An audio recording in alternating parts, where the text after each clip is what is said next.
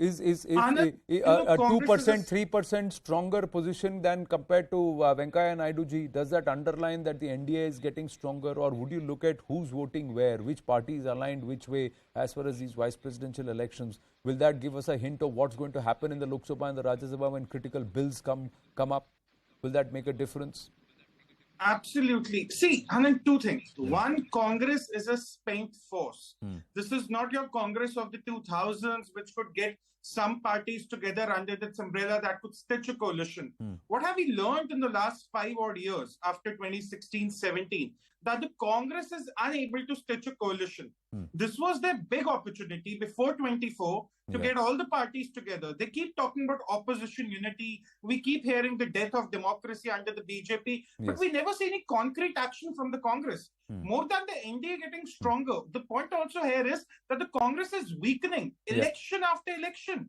This whole presidential and vice presidential election is a blot, political blot on the Congress's capacity to get the parties, the regional parties together. Look at the Shiromani Akali Dal, very important.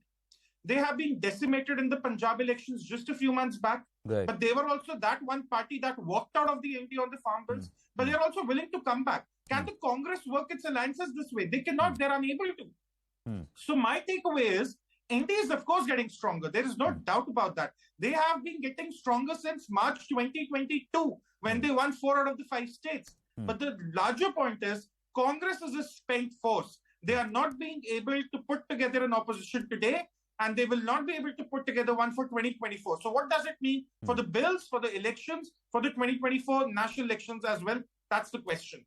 Yeah, absolutely. And this is going to be critical. Gargi Nandi Roy, will you be critical? Quick question. We've got more developments coming in on the Congress protests yesterday. We'll go, before I go to that, quick word. Will you see alignments within Parliament will be decided based on how and if there are overwhelming numbers which combine both houses, will then the government be now encouraged to push through certain key bills which they have been holding back so far?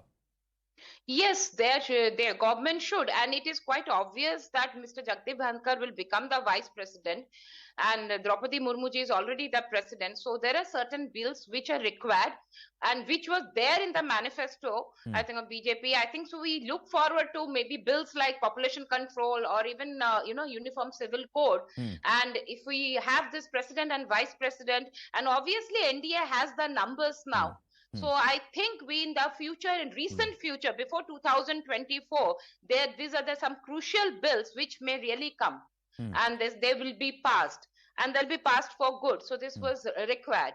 Only thing as a Bengali, I want in Bengal, situation must change, and the corrupt should be punished. The people who unleash so much violence should be punished. So I, as a Bengali, do not want any deal to happen between Modi and Didi, like the rumors going around. That I do not want.